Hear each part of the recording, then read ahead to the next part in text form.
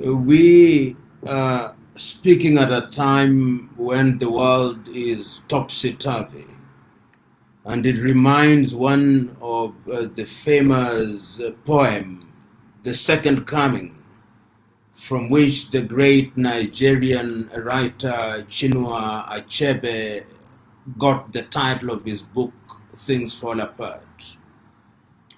The relevant part of which says, turning and turning in the widening gyre, the falcon cannot hear the falconer. Things fall apart, the center cannot hold. Mere anarchy is loosed upon the earth. There is a sense in which COVID-19 has been that kind of gyre that has continued to envelop the world and devastated the world in a manner that has not happened in our lifetimes.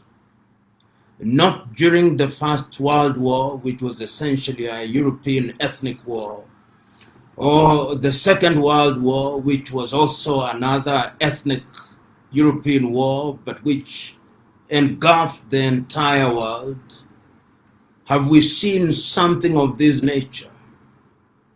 A pandemic whose effect has been to freeze the world, to freeze aircrafts wherever they are, to freeze traveling, and to overwhelm the medical systems across the world. The world is shut down. In Africa, the continent is shut down. It is shut down in South Africa, shut down in Algeria, shut down in Senegal, shut down in the Democratic Republic of Congo, shut down in Kenya, shut down everywhere. And there are those who possibly are asking the question which they ought to ask: will the world be the same again? And the answer is, the world will not be the same again, because the reality and the truth about the world is that the only thing that is constant is change. And throughout history, we have seen changes of a monumental kind. And it is how we embrace change that will define how we survive as a people and as a race. Many people are asking, with the impact of COVID-19 in every sector of the economy, whether it is in the aviation sector, is in the agriculture sector, is in the tourism sector, in the manufacturing sector, whether indeed we will recover. And for a continent such as ours, whose population is very young, the question that is being posed, and being posed legitimately, is whether young men and women will have opportunities to serve their countries and the continent. There are, of course, the pessimists who think that this is such a great pestilence of such monumental proportions that we will not recover from it. And they feed us with statistics.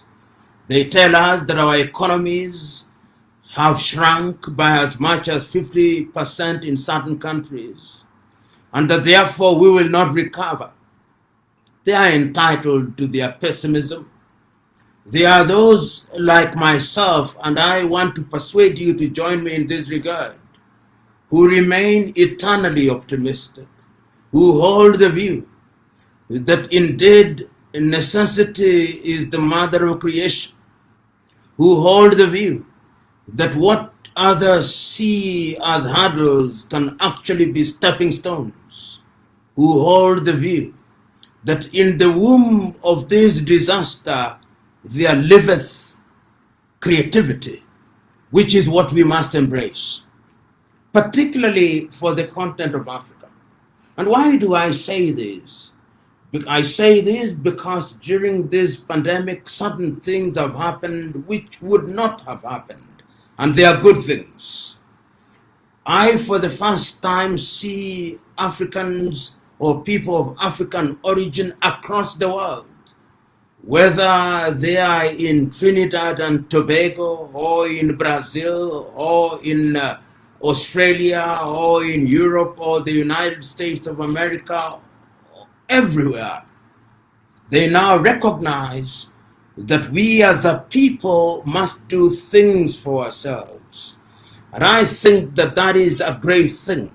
I see people of our race saying that the time has come for Africa to do the things that she ought to have done. She can no longer afford the luxury of relying on other civilizations. I've seen during this period in Uganda a solar bus being launched in Kampala to offer services for commuters. Unprecedented and monumental at once. I've seen in Senegal the Pasteur Institute developing kits to test COVID-19. I've seen in Madagascar the Malagasy Institute of Applied Science coming up with what possibly could be a cure for COVID-19, the COVID organic. I've seen Africans talking about the need to manufacture so that we can produce our own cars, produce our own robots, produce our own telephones, produce our own earth-making equipment. I hear Africans saying that we can no longer rely on Europeans and Indians and Chinese to supply us with the medicine that we consume when we are sick, that we have the wherewithal to produce those. I've seen Africans say that this is the opportunity to make real the promises that we have made to each other for a long time and embrace the fourth industrial revolution, not as consumers, but as producers.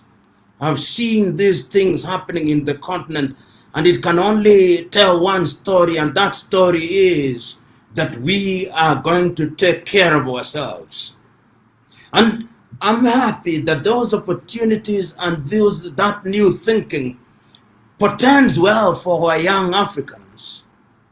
I want to believe that African universities, whether it is the University of Witwatersrand in South Africa, or the University of Zambia, or Ante Chek Diop University in Senegal, or Obafemi Awolowo University in Nigeria, or University of Nairobi, or Dar es Salaam, or Makerere, that young men are now beginning to ask the question, what kind of education are we receiving so that we may be creators, not consumers? Many of you will remember those famous words of Fela Anikula Pokuti in the song, "Teacher, don't teach me nonsense." This is the time that we are beginning to ask those questions so that our universities can be revived again, so that our young men can acquire knowledge that will enable them to be producers of new technology which can serve this continent. I remember in the 1980s, when the Fura Bay University in Sierra Leone, in Freetown, was appropriately described as the essence of Africa, as a place where knowledge could be produced. I look forward to younger people going into that sector and giving meaning to it. I want to see young people going into science, going into engineering, going into technology, and that technology to inform how we engage in the areas that will influence our lives. I want to see Zimbabwe become the breadbasket of Africa as it once was, because it can be. And younger people now have an opportunity to use mechanized agriculture so that they are able to produce. They should not say there are no jobs. No, we are saying that we can change the face of Zimbabwe. We can change the face of Malawi. We can change the face of Angola. We can change the faces of these countries if young men and women are prepared to seize the opportunities that are now emerging. And one can even go a little further. Look at the arts. You ask yourself what Nollywood now does in production of movies.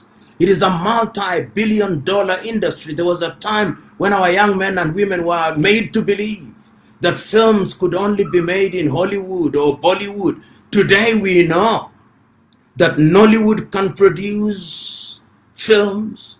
Today we know that Bongowood can produce films. Today we know that Ghanaians can produce movies. We know that South Africans can produce movies, and that is a multi-million industry. And if we go into the area of sports, this is the time that our young men and women, particularly our young men, should stop being supporters of Arsenal, Barcelona, Juventus. Why don't we have our own football clubs playing across the continent of Africa, and the money that we use to pay that is paid through TV rights can be paid right here in the continent of Africa, so that it becomes a multi-billion-dollar industry. These are things that are capable of being done. Why can't we ensure that the mobile phones which all of us are consuming are manufactured in the continent of Africa? I'm very happy that in Kigali, in Rwanda, that they are now assembling robots. Each one of us, or a good number of us in Africa, have these gadgets called the mobile phone. And all of them are produced outside of the continent of Africa. Suppose, and I'm speaking to young Africans, suppose our universities were to make a deliberate measure to say that in the next 5 years, under the Africa Continental Free Trade Area, Kigali in Rwanda and Kinshasa in the Democratic Republic of Congo is going to become the hub of making mobile telephone. In any event, coltan or rare earth, which is a mandatory ingredient in every phone, is found in Africa. Can we not create jobs and opportunities through innovations and inventions? We can do that. Today, we are using media such as these. And this media, Zoom, has suddenly become a multi-million-dollar company. But who owns Zoom? It is owned by somebody in the United States of America. Who owns Blue Jeans? It is owned by somebody in the United States of America. Who owns Google and all these other media that we Africans are gleefully consuming as we communicate in this new age produced and imposed on us courtesy of COVID-19? Why are our young men and women not engaged in innovation so that we can have our own media of communication? The Chinese are already doing that. We should stop this idea of looking to Amazon. We should stop this idea of looking to Facebook. We should stop this idea of looking to Twitter. We should stop this idea of looking to Instagram. We can produce these things here in the continent of Africa, and we will create jobs. Remember, we are 1.3 billion of us. That is perhaps one of the largest markets in the world. But what we are doing, as Ali Mazrui rightly said at one time, we are in the business of consuming what we do not produce and producing what we do not consume. Time has changed, and the time is now. Today, as we talk about COVID, if you look at the beds that are used in hospitals in many African countries, if they are not imported from Sweden, they are imported from the United Kingdom. And if they are not imported from the United Kingdom, it's from Germany or from China or from some other place. Can't we make beds for ourselves? Can't we make equipment, medical equipment for ourselves? Can't we make medicine for ourselves? Must it be Roche? Must it be Novartis? Must it be Johnson & Johnson? Can't it be somebody in Zimbabwe? Can't it be somebody in Nigeria? Can't it be somebody in Kenya? Can't it be some company in Kenya? The time has come and the opportunity is now. How can it be, my fellow Africans? How can it be that little Israel, little Israel, little Israel can be a technological hub, and our entire continent is not a technological hub. Today, if you go into any supermarket in Africa or any outfit in African urban areas, there is this gadget, the thermal gun, which we are buying from China, creating jobs in China and South Korea. Can't those thermal guns be made here in Africa? We are going to buy them. When we resume flights, all the security gadgets that we pass through are made outside, and we complain because those jobs are then created in those parts of the world. This is the time. If there was ever a time when Africa has to pose and ask fundamental questions, this is it. I remember not so long ago, historically, in the 1980s, Europe and America came here and told us, because they are in the business of telling us what to do, and we appear to be in the business of accepting everything they tell us. And many times they just misguide us. They came and told us, redefine your economies. We have something called structural adjustment programs. Africa became a laboratory and a guinea pig for young economic graduates from their universities, like Harvard, like Oxford. They experiment on us. The structural adjustment programs failed lamentably everywhere in Africa. Then we realized that, and African leaders sat down in Lagos, Nigeria, and came up with the Lagos Plan of Action. The idea was to ensure that we trade among ourselves, that we stop exporting primary products, that when we produce our gold in South Africa, in Burkina Faso, in Namibia, or in Botswana, or in Tanzania, we refine that gold, that we don't export our diamonds raw. We said that in Lagos, and we did nothing about it. Then we came up with something called the New Partnership for African Development, NEPAD, headquartered in South Africa. We have been grappling with it and nothing has happened. Now we have the Africa Continental Free Trade Area, which will begin to operate, I'm now told, in the month of January, the year 2021, but whose headquarters have been established in Accra in Ghana. This is the opportunity to make real the promises that we made to ourselves. This is the opportunity that we must make real the things that will change our lives, because the world now shows us that we cannot rely on the world. We must rely on ourselves. And if we want to engage with the world, we must engage with the world in a manner that will make them respect us. For how long shall we import pens? For how long, fellow African? For how long? For how long shall we import thermos flasks? For how long? For how long shall we import pepper? For how long? From Malaysia? For how long? For how long shall we import pins? For how long? For how long shall we import rubber stamps? For how long shall our calendars be made in Mauritius by an Indian company? For how long will our books be printed in India? For how long shall we import masks from Korea and China? For how long? We must stop this nonsense.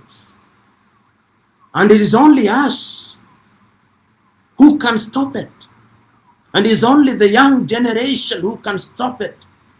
Throughout the ages, it is the young generation who have changed their lives by, first of all, having self-esteem. We must believe and agree that we are not children of a lesser God. If you are in Bangui, in Central African Republic, begin to ask yourself the question, what it is that you can do. Because the standard of the man, Martin Luther King Jr. was right, is the mind. If you are in Kinshasa, in Zaire, ask what you can do. If you are in Harare, in Zimbabwe, ask what you can do. If you are in Bambane, in Eswatini, ask what you can do, because we have complained for too long and nobody is in the business of listening to our numerous complaints. People are in the business of doing things, and it can be done. I'm aware that a number of African countries are now beginning to do the right things and involving younger people in doing these right things. The question is, do we have the luxury of waiting for too long? Or this is the time? And I'm submitting to you that this indeed is the time. In every sector, the young men and women who are inclined to agriculture, please go into agriculture. How can it be that Kenya is importing maize from Mexico? How can it be that Nigeria and Ghana are importing rice from Pakistan? How can it be that we are importing second-hand rejected clothing from Europe and America? Why can't we revive the factories in Kaduna, in Nigeria, so that we may grow cotton? Why can't it not be done? We are talking about things that can be done, things that if they are done, they'll create opportunities for younger people. You know, many times when you ask Africans, including the older ones and the younger ones, they think that no good can come out of the continent. I was telling a friend of mine who told me that Harvard is the best university in the world in law. I said, whose law? Harvard teaches American law. They can only be the best in teaching American law. The University of Lagos must be the best in teaching Nigerian law. Harvard doesn't teach Nigerian law, therefore they can't be the best university in the world. But we have been indoctrinated to believe that anything American, anything European, and progressively anything Chinese is the best. We must change that attitude. We must re-educate ourselves, because we have been miseducated for too long. Zimbabwe, as I said a little earlier, used to be the breadbasket of South Africa. What happened? The size of Zimbabwe has not changed. The farms are still there. The soil has not changed. The people have not changed. Why are we not producing maize like we used to? Why are we not producing cotton like we used to? Why are we not producing tobacco like we used to? We must ask ourselves why. And there lies an opportunity for us to do great things in Zimbabwe. And I'm simply giving Zimbabwe as an example. I can go to Zambia and ask the same thing. I can go to the warm heart of Africa in Malawi and ask the Malawians, do you know, you Malawians, that you have a unique fish called chambo, which exists nowhere else in the world? Why can't Malawi be one of the largest producers of chambo to be exported across Africa for consumption and for improving our health? Why can't our beef that is produced in Botswana be the beef that is consumed in the continent of Africa instead of being ferried in the first instance to Europe and the United Arab Emirates? Why can't that happen? Why can't we bottle our own wine from the palm wine that is produced in Nigeria? Why can't we make our own chocolate from Cote d'Ivoire? Why can't we make our own chocolate from Ghana? I know they are making some chocolate in Ghana and in Togo and in Cote d'Ivoire, but that is very minimal That is an industry and that is an opportunity there. One can go on and on about the opportunities that we have post-COVID. But what I'm saying, that COVID has taught us that technology is going to be the real thing, so that if we want to invest in anything, the single thing that we want to invest in as the game changer is in the area of technology. Because technology and innovation and invention promises that we are going to leapfrog some of these countries that have been looking down upon us. So, young Africans, unity is the big thing. I look forward to the day, in order to change and to gain from the things that are happening now, I look forward to the day when in the next 2 years, we will be traveling on a single passport, so that a young innovator in Banjul, the Gambia, will only take a plane and travel to Benin or to Togo or to Gabon without being asked about a visa. We must eliminate all these tariff and non-tariff barriers so that young men can innovate. I look forward to the day when our universities will be giving funds to young innovators. And I'm very happy to note that there is a young Ghanaian with whom we are now working who came up with this new equipment, which I'm told is now going to be produced en masse in Kumasi in Ghana. That is what we need. And many young Africans are doing great things, and we must encourage you. This is the time. The test of men and women is when they are confronted with adversity. That is when we are able to know that you have not only the wherewithal, but the daring that will make you do the things that will change the life of Africa. It can be done, and it must be done. And if it can be done and it must be done, it is you young Africans that are going to do it. This is the time. God bless you.